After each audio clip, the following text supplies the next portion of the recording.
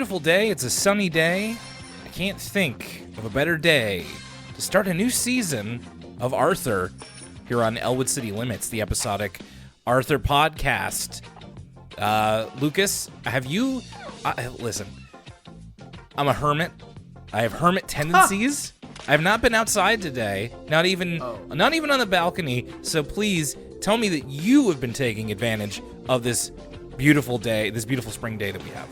Yes, sir. I've been soaking up that D, that vitamin D, that is. Yeah, boy. I've been soaking up the vitamin D. Now I'm drinking a vitamin A. That's Alpine. And I'm ready to talk about the other vitamin A, Arthur. Vitamin Arthur, absolutely.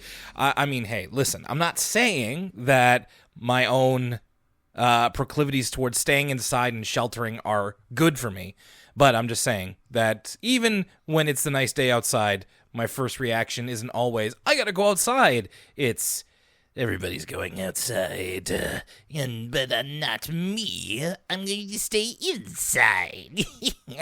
Yeah. Well, if it's giving you that kind of level of jubilation where you're having an evil, maniacal laugh, at least you're getting something out of it. That's true. Very true. Well, thank you, everybody. I mean, of course, my name's Will Young. I'm the host. Lucas Mancini is my co-host, and we've been doing Elwood City Limits. I should know this. The episodic Arthur podcast? Yeah, of course. For 8 years. I'm just saying because, I don't know, perhaps you're a listener who's decided to wait until the very beginning of a new Arthur season to hop on. I don't think there's a bad time to hop on Elwood City Limits at all. But if you're here for the first time, welcome. We are making our way through Arthur, and I gotta say, this is in an era of the show that we are rather unfamiliar with, Lucas and I, but we have been finding as much joy as we have sorrows a little strong, but, you know, with happiness and unhappiness in equal measure as we make our way through. If you're interested in our thoughts on the season that we just ended, season 20, of course, those are available right now. Our Elwood City Limits season 20 recap should be up now on the free feed, or will be up on the free feed very soon for you to listen to. And just get a little taking of the temperature for where we are starting off here. But Lucas, another temperature that I like to take, wish I hadn't used that as the intro to our email bag, elwoodcitylimits@gmail.com, because we're not taking temperatures over here. We're talking to the people who listen to our show. Again, you can send us email about any aspect of the show over at elwoodcitylimits@gmail.com. If you're a little shy, we don't have to read it on the show. Just let us know, of course, in the email. Always best to give us your pronouns, please, as well as whether or not you want your feedback to be read on the show. But this one, I think, is safe to read for the show because it is from one of our former guest co-hosts, I should say. A guest co-host who's been on a couple of times, and that would be Anna Mansager, who has this to say. Hi, Will and Lucas. I hope you're both having a nice spring so far. I have been kind of behind on the Arthur podcast. I've spent the last few weeks catching up. I just listened to the episode The Last Day, and I agree with Lucas, the character MC is the worst, which was BJ Novak's character at the end of, I believe that was season 19, I think. MC is the worst. I also found it a little off-putting just how much he wanted to hang out with the kids. I didn't look at the guest voice before I watched it, and when I was watching it, I was thinking to myself, what is this guy? Some kind of Ryan from The Office ripoff? When it turned out it was actually BJ Novak, I couldn't stop laughing. That is sometimes that'll happen, especially in animated shows, where you're just like, this guy sounds exactly like X actor. Yes, and then I think that happened to be when we were watching. Oh my gosh, I'm the one who's the fan of it. I should know the name of the show. What's the show about the American History show with Aaron Carter is the theme song? Oh, Kids? Liberty's Kids. Liberty's Kids. That happened to be in the episode of Liberty's Kids we watched, and I was like, what is this guy, a Sylvester Stallone impersonator? Yeah, that's right. They were able to get in some wild guest voices. Maybe we should have done that one for our For the Kids episode, which is on our Patreon, but I'll get into that in a little bit. back to the email here. I wanted to tell you that when I was growing up, my third grade teacher, Mrs. Gregg, was a Ratburn-type teacher. She was known for being extra strict and worked her students hard. I remember learning a little bit of Latin in her class. I adored her class, even if she was strict. She was also kind and was one of the only teachers I've ever had who didn't give up on me when it came to me being terrible at math. With her, I could actually understand what she was talking about during math class. Her classes had a regimented time schedule. We knew what we were supposed to do each minute of the day, and my ADHD ass thrived there. Then, the next year for 4th grade, I had a Mrs. Fink type fun teacher, and it was the worst. I never knew what I was supposed to be doing because she would always change her mind every day about what time we would do things. It made me super anxious and nervous because I was never sure if I was doing the right thing. We spent most of our time doing coloring pages and random art projects that I'm still not quite sure what they were for. She would also have these freestyle days where she wouldn't actually teach, you would just do whatever you want. I spent most of those days reading and wishing to go home. All this to say, I have lived the horror of a Mrs. Fink teacher, and it made me want to die. Arthur and his friends are lucky to have Ratburn twice in a row. It's a miracle I passed 4th grade at all. Keep up the good work. That is from Anna. I mean, that is the horrible, horrible truth, Anna, as someone else who lives and struggles with ADHD myself. The worst thing is that we really do thrive quite well through boundaries and structure, but every part of our being struggles against wanting boundaries and structure. So, and when you put a kid into that mix, we don't even know what's going on inside of our brains. But thanks a lot, Anna. It was really good to hear from you again. And yeah, I think it's just another thing there where, I mean, this kind of relates to the episode we're going to be talking about in terms of the best teachers can help you find the way in to even subjects you don't like. I feel that there is a way for all kids to relate to a subject they don't like. You just have to do the work to find out how. And we will see that in just a little bit when we talk about the first episode of Season 21 of Arthur. Again, elwoodcitylimits@gmail.com. Before we get into the episode, though, we always like to talk about our Patreon, which is patreon.com/elwoodcitylimits. You can go over there. We have 2 extra podcasts that we do. We do an episode every month, and we alternate between them. The first is called For the Kids. It used to be about other PBS Kids shows, but now it is more broadly about children's television. We're going to be branching out into some other non-PBS shows, and that is going to be coming up this month of May. Our other show is called ECL Origins, and that's where Lucas and I talk about the shows that are not, I wouldn't say they're not really educational. They're just kind of the cartoons we loved as kids.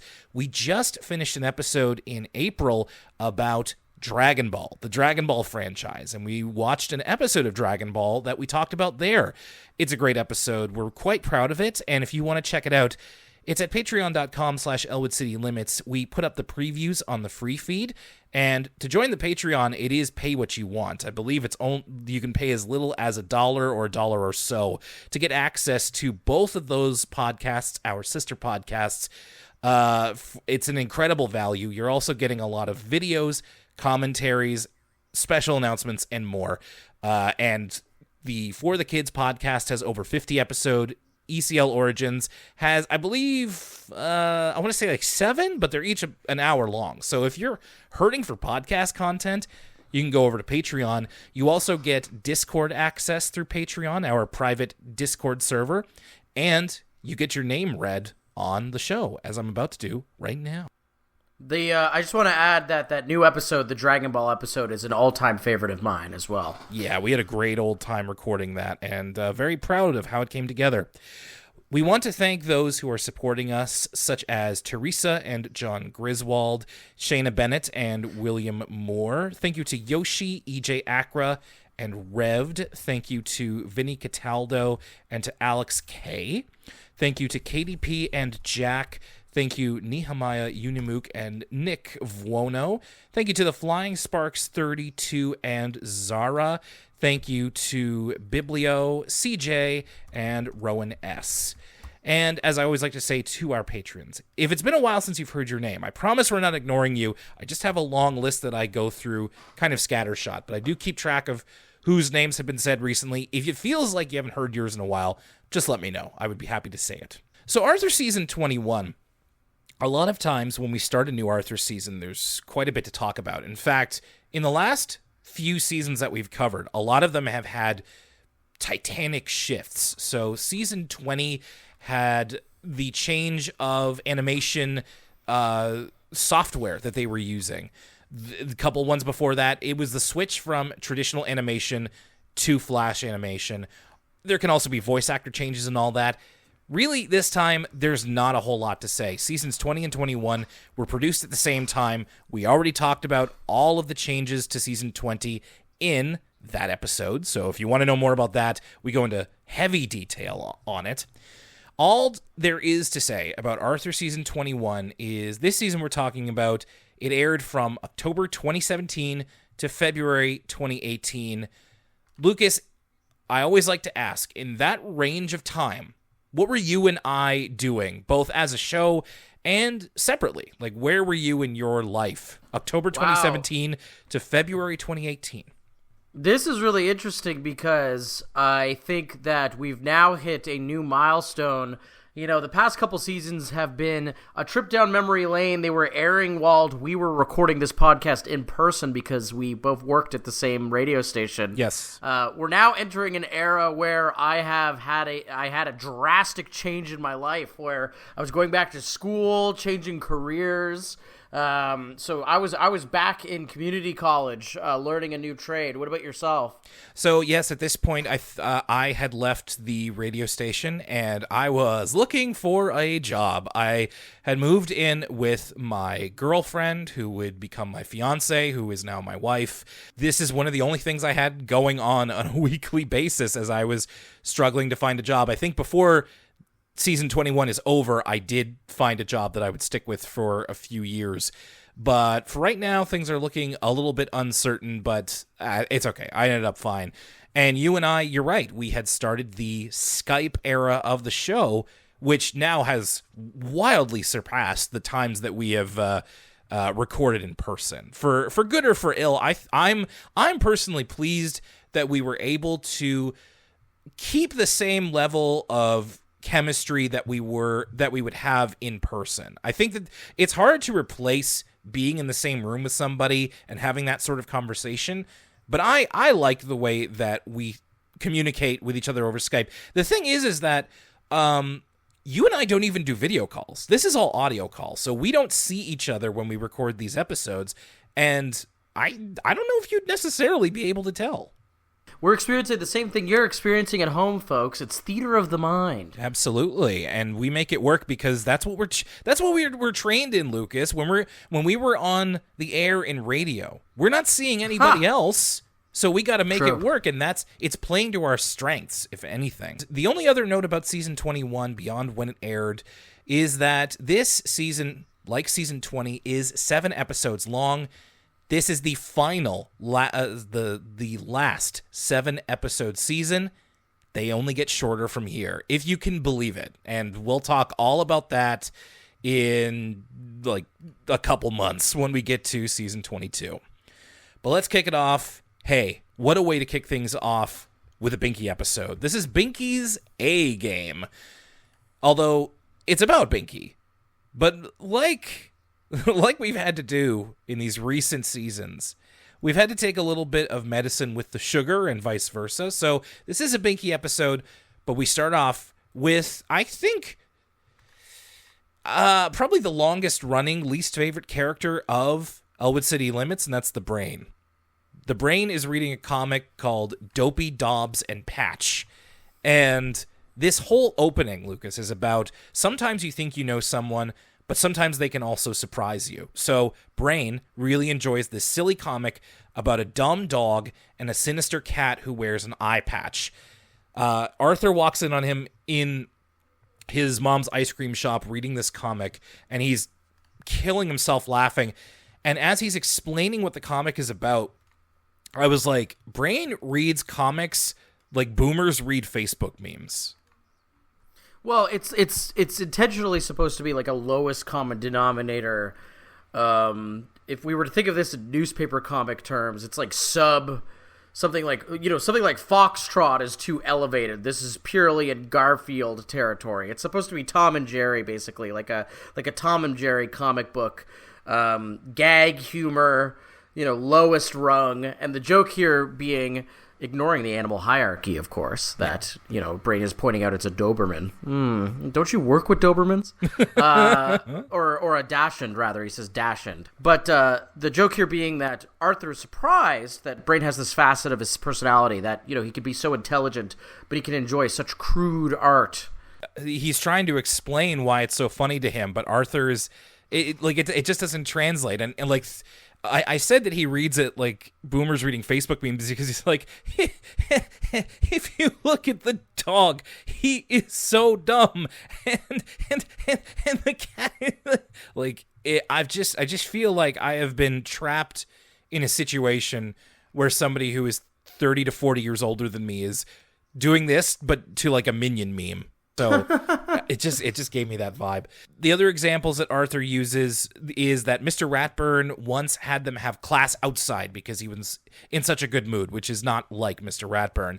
And apparently Binky... This got a chuckle out of me. The way this is delivered, Mr. Ratburn is like, class, we're going to have class outside today. And everybody gasps. Yeah. They thought those words would never escape his lips.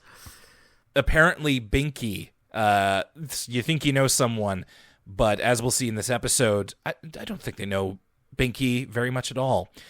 So the episode has to do, again, with Ratburn's class. They have to study for a test on Renaissance astronomers. And Binky, we know Binky. At this point, we love Binky. But he's not really the studying type. He's not really an academic. He's much more of an arts kind of guy. And he spends most of his day, as I would, ignoring responsibility and doing all the fun stuff he wants to do. But eventually, he does have to get down to studying as he's ordered to by his mom. He's initially very bored by it, but then he starts to read about the life of Galileo, and he finds a way into it. He finds it quite interesting. He does do a nice little grumble on his way to studying. Not enough, you have to go to school. You have to bring it home, too. But he does find the story of Galileo and his tribulations at the end of his life especially quite interesting. And so he stays up for 3 hours reading the whole book on Galileo. I did also want to mention, when they're in class, Mr. Ratburn mentions Mr. Morris. In fact, I believe it's the next day in class when Binky goes to sit down, his chair breaks under him, and Mr. Ratburn mentions that he talked to Mr. Morris about replacing that chair, but apparently not. When that chair breaks, Binky has to sit in a different seat. And this is where we begin the suspicion, because Francine and Muffy found the quiz on Renaissance astronomers very hard, but Binky found it easy because, of course, he read the book cover to cover. In fact, he's able to name the 4 moons of Jupiter that Galileo discovered, which are Io, Europa, Ganymede, and Callisto. And Muffy, kind of under her breath, says he probably just thinks they're names of professional wrestlers. So she's half right, eh? With those 4 names? I was going to say, Will, your wrestling knowledge might go a little bit deeper than mine. Which wrestlers is this hearkening to? So I don't know if it's an intentional reference, but of course, of the 4 Jupiter moons that Binky named, there's Callisto, or if you pronounce it differently and spell it differently, Callisto of the Lucha Dragons. And then, of course, there's Io, or Io Shirai, right. the former women's champion. Now Io Sky, yes. Okay, huh. So I guess they are professional wrestlers, though this would predate, I think, both of their, well, Io at least, maybe she was Io Shirai at the time. So I guess, yeah, this could have been intentional. Interesting. You never know. Unfortunately, I did look it up. There are no wrestlers named Europa or Ganymede. I'm just saying, those sound like luchador names to me. Like, there's a bunch of CMLL guys who are named crazy stuff. So Ganymede and Europa, it wouldn't surprise me, but we got to get on those careers right now. Muffy and Francine are even more suspicious when Binky gets an A. Which is, again, Binky, not an academic guy, not a studier, not an A getter. And he gets one. In fact, he's so excited that he mentions something that I totally forgot about. He's like, Shelley Binky Barnes got an A. And I'm like, oh, right. We had a whole episode a few seasons ago about how his real name is Shelley, not Binky, which went in one ear and out the other with me. And they're suspicious. They think that Binky cheated. He had to have cheated. This is really funny. They think he cheated immediately. Oh, yeah. Which we've had so many episodes about various kids' different academic struggles, from Buster being, and I say this with affection, borderline illiterate, to George having diagnosed dyslexia. We've had various students kind of struggle with their academics and then take measures to improve them in a rapid way, whether it's an upcoming test or what have you. And I like how Binky gets zero benefit of the doubt. They're like having kind of a side meeting where they're spilling the tea at the diner, at the Sugar Bowl, and they're all like, okay, so we think Binky cheated. How did he get away with this? Yeah, exactly. Buster's the only one with a leading theory, which is that he thinks that Binky created a brain-enhancing smoothie, and we see a bit of an imagination cutaway here, where Binky has created like a red concoction, and it literally causes his brain to grow out of his head, and it makes him that smart, but the side effect is that he has hiccups. Now, there's an immediate hole in this theory because even Buster himself admits, I didn't actually hear Binky have hiccups, so I guess that didn't happen. Also, you didn't see his brain outside of his head, so that's another thing. And yeah, Muffy and Francine aren't sure how he cheated. They're just confident that he did. In fact, we get a slight return here of Buster Baxter Private Eye. He goes over to Binky's house in full detective getup and tries to suss there's out. A reference to last time I played, there's too many detective characters. That's right. Everybody's got a detective alter ego, from George to the Brain to Fern, who gets name dropped. They say, do we know any detectives? Someone offers up Fern. I think it's Buffy. Yeah. And Buster sighs and puts his hat on and dons the Buster Baxter Private Eye getup. Binky didn't cheat. We know Binky didn't cheat, and he is firm in that he did not cheat, and sort of threatens Buster.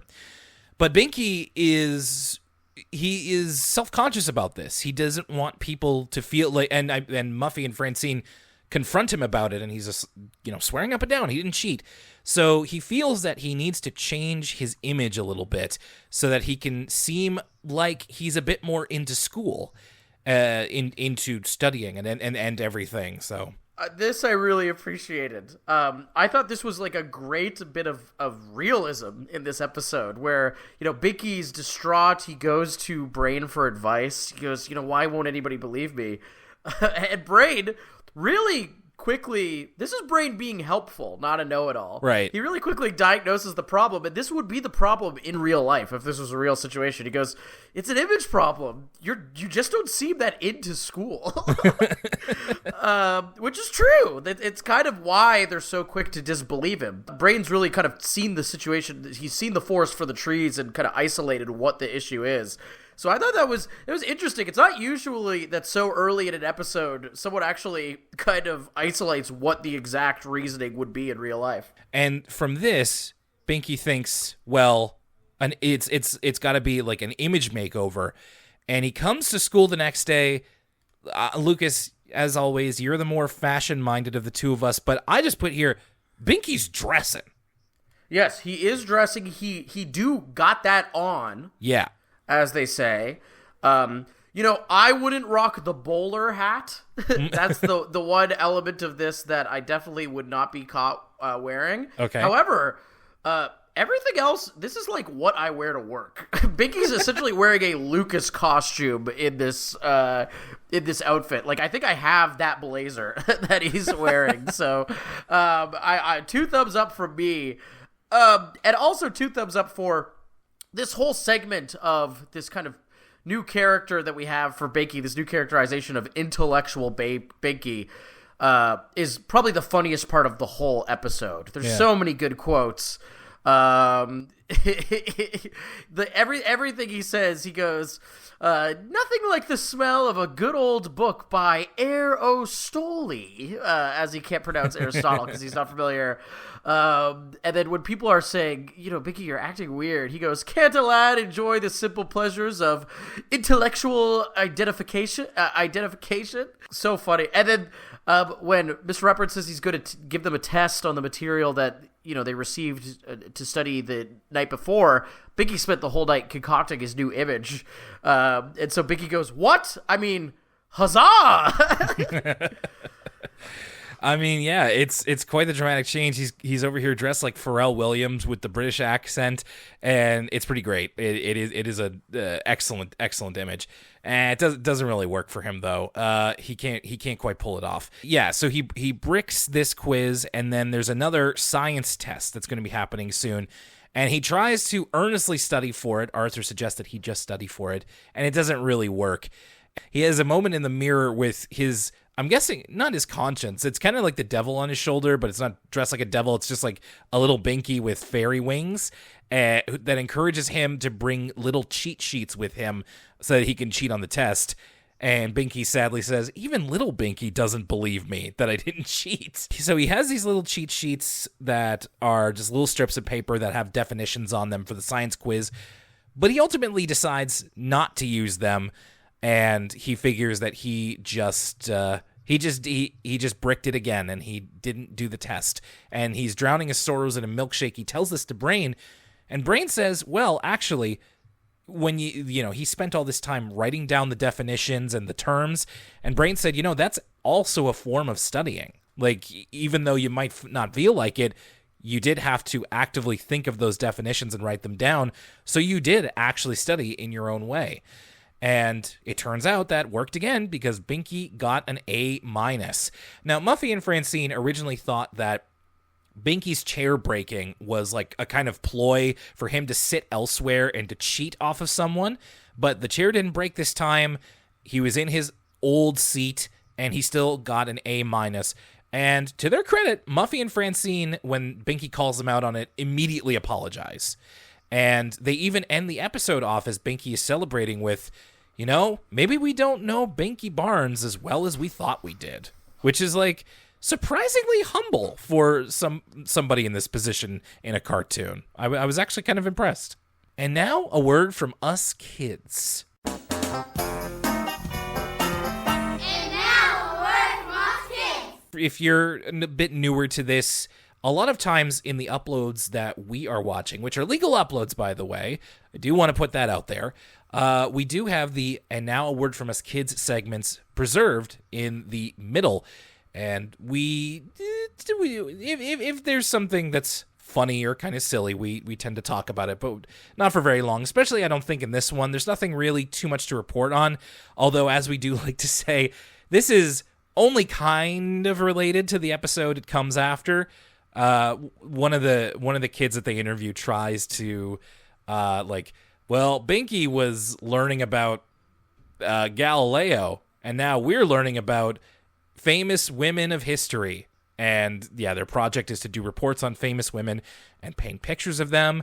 There's some great pics of women to talk about, historic women here. Like, these kids are talking about Michelle Obama, Bethany Hamilton, Frida Kahlo, Rosa Parks, and there's some real deep pulls from history that even I didn't know about them, and I feel like I did learn at least a little something. And then there's a couple in there that are not great picks, but they're kids. I'm not going to be too hard on them. You don't like the pics? Oh, I see who you're talking about. Yeah. I have the video. I have the video on right now, like while I'm watching, and so I think the ones that you're referring to just came up in front of me. I don't know. They're famous. I don't think was it best historical or most inspirational historical person. I think it's just history making women, and which is that's what I'm saying. There's lots of good history and bad history. Oh sure, and like I said, they're kids. I'm doing my project on Margaret Thatcher. Mine's on Hillary Clinton, the first female president. Whoops. That's an alternate history word from us kids. They're calling their shot back in 2017 when they filmed this. It's just like, she's going to take the White House in 2020. Yeah. I don't know about all that. Yeah, me neither. Supporting this podcast is how it keeps going, and it's very easy to do. So here's how you can do that. If you're listening to this show and want to get the full back catalog of Elwood City Limits and all of its sister shows and offshoots, you can listen on Apple Podcasts, Spotify, Google, and even more services. You can also go to our YouTube page, youtube.com/Elwood City Limits, for the full back catalog. If we aren't on a service you use, please let us know. You can interact with us on social media. We're on Twitter @ECL Podcast, Instagram @Elwood City Limits, and twitch.tv/Elwood City Limits Pod for our occasional streams. We're also on Facebook and Tumblr. Feel free to reach out to us on social media, or you can email us, and your email might be read on the show, elwoodcitylimits@gmail.com. Finally, for exclusive content including entire side series like For the Kids, a PBS Kids podcast, and ECL Origins, subscribe to us for as little as $1 a month at patreon.com/Elwood City Limits. That's all for now. Thanks a lot for listening, and now back to the show. And now, back to Arthur. And we come to the second part, which is, again, not our favorite character, but let's see how it goes. Brain and the Time Capsule. Now, this starts off with Ratburn's class. They're opening a time capsule from 1910. A couple things they find in there include a fashion catalog of the time, an Easton's catalog, which, Lucas, this is kind of a Canadian reference. The production of Arthur has famously been done by Canadians, Canadian voice actors, Canadian animation studios, and the Easton's catalog, and I did confer this with the Arthur wiki, could be a reference to Eaton's, which was a long time... the Eaton's catalog. Yeah, long-time Canadian outlet store that is defunct now, but Eaton's... I mean, when I was growing up, Eaton's was one of the places to go to. Back when you also had the Bay, but it's not. We don't really have the Bay anymore in the same way. I mean, there is the Bay. Yeah. It's just it's changed. Like there used to be like a Bay outlet store where we live, but Right. there is not anymore. Yeah, it's the Hudson's Bay Company still exists in one form or the other. And they also have what they call a brownie camera, which is one of those big, solid square cameras, old-timey cameras, you might say. Muffy and Francine kind of giggle at them a little bit. Mr. Ratburn asks them to write a report on what they would put in a time capsule, but Brain decides that he's going to do one better. He's going to build his own time capsule. Lucas, did you ever do this project in school, or even just for fun, like a time capsule project? Yeah, well, not in school, and I'm going to reference this kind of later on in the episode when, they're talking about some of the things to put in the time capsule, because when I was a little kid in the Boy Scouts, okay, we uncovered, our scout troop uncovered in the basement of the church where we did scout meetings, we found a time capsule from the 80s. Ooh. And so we kind of went through it, and it was really fascinating as a young kid, and then we kind of put our own time capsule back in. No idea whatever became of that, because, again, this would have been almost 20 years ago now. So I did do this, and it was really fascinating for my young mind to see all this stuff from the 80s. Do you remember what kinds of stuff that they would have had in there from the 80s? There's a couple things, but I'll bring it up a little bit later on in the episode. Sure. Because it relates to some of the stuff that Brain wants and does not want in the time capsule. Okay, gotcha. Brain is like welding and like metalworking his own capsule. In fact, he tries to get Binky to like destroy it to ensure that it is, good to go. And Binky tries, uses a baseball bat, he jumps on it, he throws it out a window, it holds steady. It is going to stand the test of time. So Brain is going to put a bunch of stuff that he wants in the time capsule, but Binky, for helping him out, asks, and he is able to put one item into the time capsule as long as he doesn't tell anybody else about it. But of course, he immediately tells Buster and Muffy about it, and they also want to put an item in as well. And Brain it really balks at this. He wants to make sure that only important items make it in. And as they look at later, Brain's items include great mathematicians playing cards and a quantum mechanics coloring book. So the stuff that Brain's interested in, not necessarily what represents the time that they are putting it in, which according to this, would be like 2018.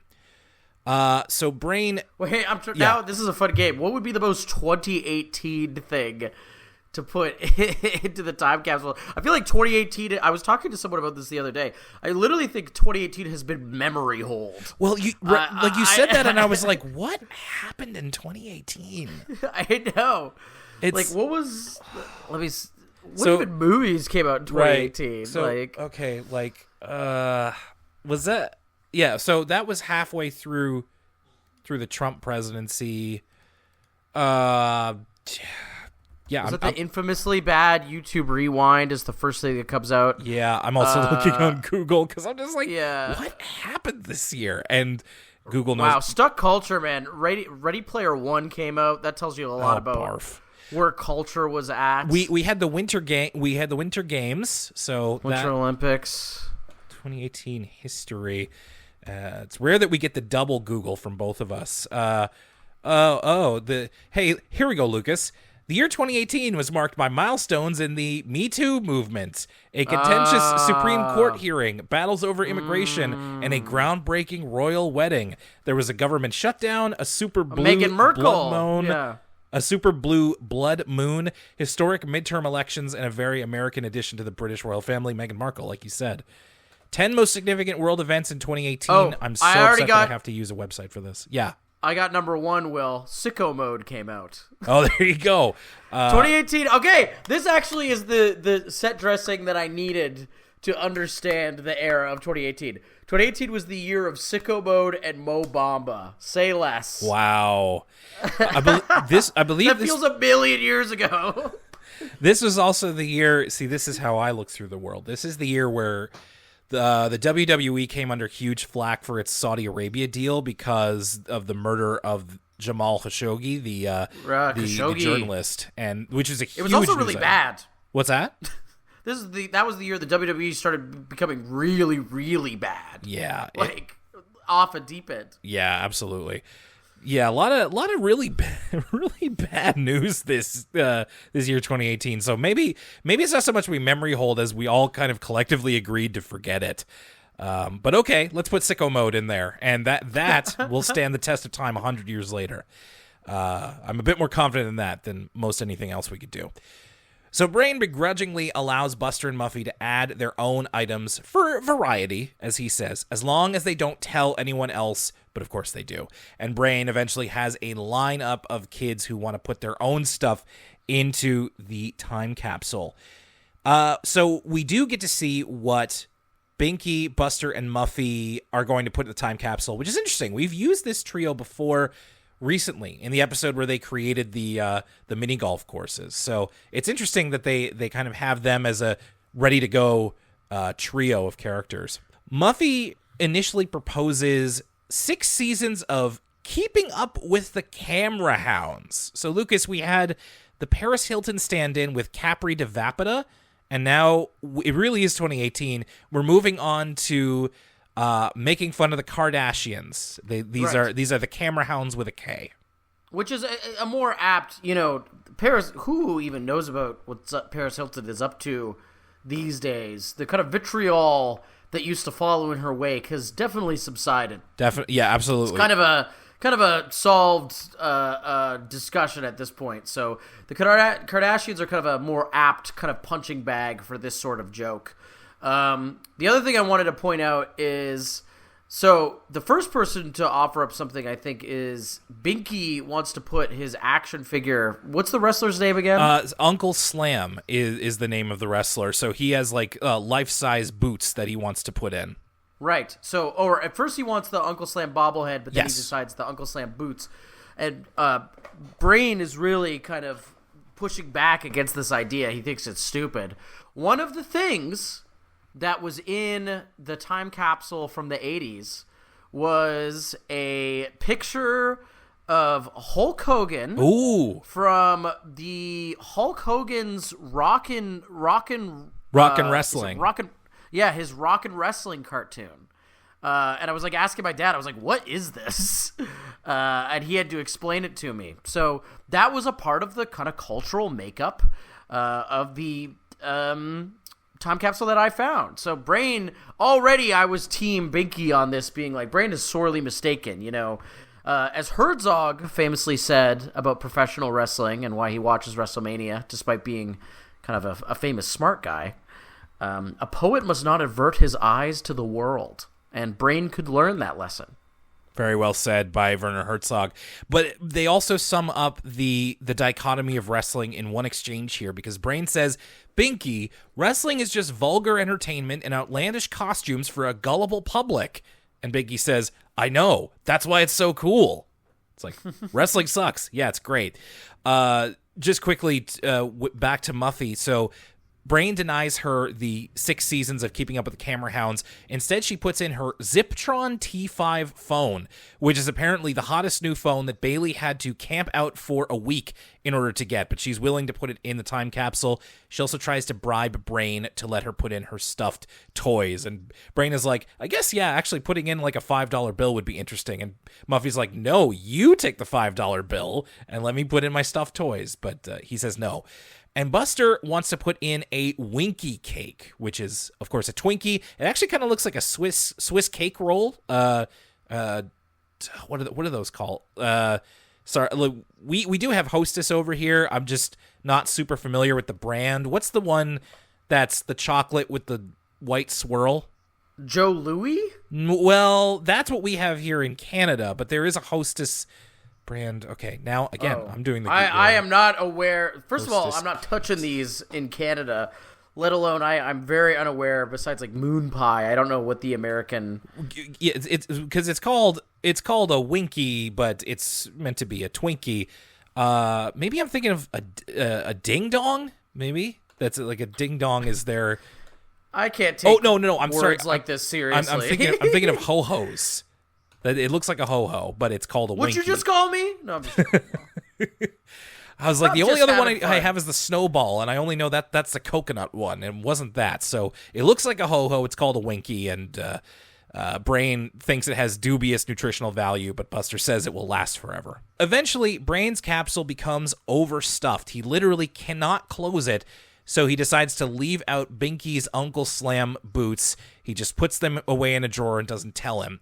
But that night he has a dream that the boots themselves come alive. They hop onto Brain's feet and they abduct him all the way to the year 2118, where 100 years after they bury the time capsule, we have 100-plus-year-old versions of Brain and Binky and even Uncle Slam who are going to open the capsule. And Brain is afraid that he is going to be destroyed by them both because he lied about he lied of omission by not telling Binky about it all these years. So, racked with guilt, Brain calls Buster and they decide that they're going to try to dig up the capsule, but there was rain the night before and it washed away all of the signs that they had dug into the ground, so they don't know where it is. Eventually, Muffy comes along because they need a metal detector in order to find the capsule, but they instead find a piece of Elwood City history. Brain finds a bottle cap from a bottle of Old Crow Blueberry Fizz. Buster identifies this, and that's a rare soda that was made in Elwood City in the 1960s. He knows this because his great-uncle Rusty worked at the factory. So Buster's got a little bit of his finger to the pulse of the recent history of Elwood City. Eventually, Binky comes around. Brain admits that he didn't actually bury the boots and expects to be chastised, but Binky's actually glad because the boots were autographed and he wants to make sure that he keeps them above ground. And the episode ends off with, in 2118, Buster's descendant. He's never named, but it's clearly meant to look like Buster in kind of futuristic garb. We've seen the future portrayed before in Arthur, and it's similar to this. It's not the same as because in the dream sequence, Brain invents a smoothie of longer life. Like their lifespan has been artificially lengthened. So it's not their ancestor. It's like this. They've just aged, even though it's past their natural lifespan. And that's actually the thing that ties these two episodes together is fictitious superpower giving smoothies. Because in the first episode, they talk about, maybe maybe Binky invented a smoothie that made him really smart. Right. And in this episode, in the dream sequence, the justification for them all being still alive past their natural kind of expiration date is this smoothie that Brain invents. Right, and we see different versions of them, because in Brain's dream, he and Binky are like over 100 years old, but are like desiccated and like just walking around on walkers and stuff. And then in the quote unquote actual future, this version of Buster, who is accompanied by a big dog who is wearing a jetpack, like a dog. It's not a dog boy animal hierarchy. It's just like a what breed would that be? Like Saint Bernard or something? I don't know. Not a Saint Bernard, but like big dog, big pet dog. And they unearth the time capsule, and future Buster eats the Winky cake and says that it's delicious. So it did indeed last the test of time. And there it is, season 21. We have begun and started it off with a lot of Brain and a lot of Binky. So let's see how we feel about it. Lucas, tell me your thoughts on Binky's A-game.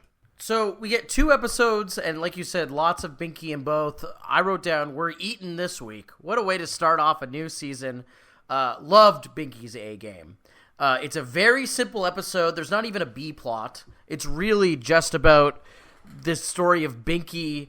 I guess the B-plot is Buster trying to figure out how did Binky actually get away with this? But really, it's solely focused on Binky kind of doing well in this test that he's interested in and getting away with it, and then everybody doesn't believe him, and he considers cheating, and then it turns out that he discovered flashcards, basically. And you would think, for such a simple story, it's like, okay, well, where's the drama? Where's the twists and turns? Where's even the moral? And you know what? It doesn't need it. It's just a solid, really, really funny Arthur episode with a brisk pace. It put me in a good mood. I felt like it was a great way to start the new season. I have nothing bad to say about it. And I really, really was giggling at when we get Binky pretending that he's an intellectual. I thought that part was fantastic. What about you, Will? I'm glad you liked it so much. I also liked it fine. I'm just not quite as passionate about it as you are, but I don't really have anything bad to say about it either. Hey, Binky episode, as long as you don't mess around with it too much, like it's probably going to hit all the right notes. And I don't know. I think that there is a message here that is not especially in the forefront.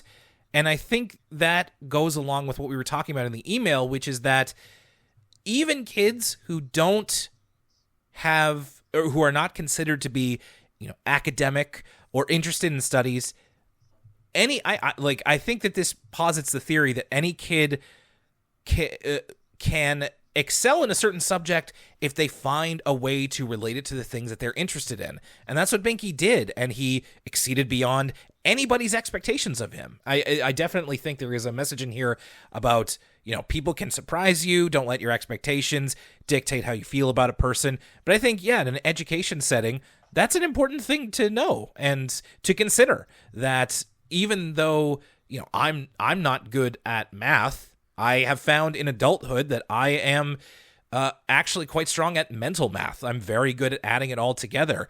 Or in closer to what this episode is talking about, you can find ways to think about math in relation to the things that you're interested in, and it can make a bit more sense that way, or history, or science, or whatever it is. So I think that was cool to think about, and it was wrapped up in a pretty darn solid Arthur episode, so definitely a good start.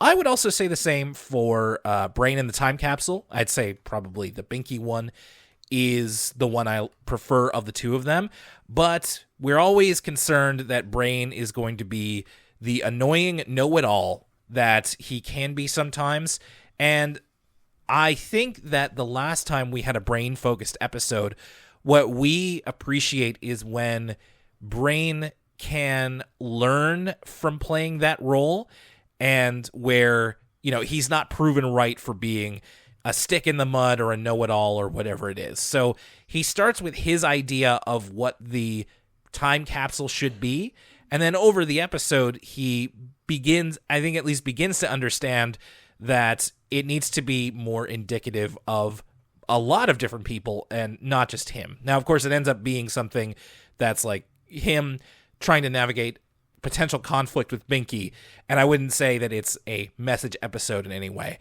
But it was interesting. I don't want to be definitive about this because there's a lot of episodes that I might be forgetting. We haven't really dealt with the time capsule story device before in Arthur, at least that I can think of right now. And it's an interesting one to consider. And I liked seeing all the things that they wanted to put in there. I think it's a good opportunity to if anything, I kind of wish more characters were involved in the story, just because I want to see what would Arthur want to put in there. We do see it in a visual cutaway, but have them talk about it a little bit. Francine had like her soccer ball, but what does Arthur want in there? What would Fern want in there, et cetera, et cetera. So hardly a missed opportunity. I just think I would have thought that was cool, but otherwise, again, pretty solid. Yeah, I also thought it was solid, and I think Brain is turning a corner. I think that I like how this is utilized. I like Brain. You know, he's being interested in science. He's interested in intellectual pursuits, but I don't like him being a know-it-all. And this isn't necessarily a case of him being a know-it-all. Instead, it's more of just an emotional lesson about, you know, what's of interest to you might not be applicable to everybody. And I feel like that's a little bit more nuanced. I don't need characters to be not flawed. It's their flaws that make them interesting. And we've turned the corner on characters like Prunella, who started out as annoying, and now I find them endearing. And same with Muffy. You know, if Muffy wasn't stuck up and rich, there would be a point to her. Right. And so I like Brain being smart and interested in intellectual things, but I don't like it when it's to the candor of he sounds like Sheldon Cooper. Yes. From The Big Bang Theory, and he goes, oh, well, actually. This isn't really a well, actually. This is Brain learning kind of an emotional lesson that a young kid would have to learn. It just so happens that it's happening to the brain, so the stuff he wants to put in is science stuff. But he doesn't kind of hit them with the Neil deGrasse Tyson, oh, well, actually, you know. So I didn't mind Brain being the focal point for this episode. Brain's no Binky, so I didn't like the episode as much as Binky's A-game. But I still thought this was a really solid twofer. I enjoyed it. I thought, just thinking about time capsules is pretty interesting and had me looking back on my own experiences with it. And the real star of the show is the fast-forward sequences where we see the far-flung future, and I thought those were really fun as well. Also, the hardest laugh of both of these episodes is when Brain asks Binky to keep the secret about the time capsule. A smash cut to Buster being like, so what's up with this time capsule? And Brain's like, Binky told you what? So I thought that was really funny. Yeah, there is an actual spit take with that too, so kudos. So this is obviously starting on a good foot for the season, and it'll take us a little bit less time to work our way through it than the typical 10-episode Arthur one, but there's plenty more to go. In one of the people that I talked to about the seasons before we talk about them, because I want to make sure that I'm plenty informed, is Peebs, and he did let me know about a couple of things that we can expect from this season. I won't get into it right now, but we'll get there when we get there. And speaking of get there when we get there, first of all, thank you so much for listening to Elwood City Limits. Really appreciate you stopping by, whether it's your first episode or whether you have been here for the last 233. This is 233 and counting, because, of course, we have a lot more content coming your way on the Patreon. At the end of May, we're going to be doing our next episode of For the Kids, and as we previously announced, we're going to be talking about Blue's Clues. There's going to be a lot to talk about. I foresee that I'm going to be doing quite a bit of research. I'm going to do my best to represent it, and I'll be interested, of course, to talk with you, Lucas, about our individual experiences with one of certainly the more popular kids shows of our lifetimes. And we are also continuing on with Elwood City Limits further into Arthur Season 21. And as Arthur is wont to do, usually once per season, there is a double episode, meaning that instead of two stories, we get one story across a 22-minute episode. And we are coming up to that next time in an episode called The Master Builders. So we'll see what all that's about next time, and hopefully this nice weather can continue. Maybe I'll even step outside and get some of that vitamin D. Lucas, wonderful to talk to you on this beautiful day. And, of course, looking forward to continuing on through Arthur and even through the history of our podcast itself. I always enjoy checking in with ourselves at the start of a new season of Arthur. Yeah, it was. I'm just so happy that the show is still good, and I'm excited to take on this new season. Absolutely. All right, that's it for Elwood City Limits. My name's Will Young, and for Lucas Mancini, these papers have been all the way to Sheboygan and back. We'll see you next time.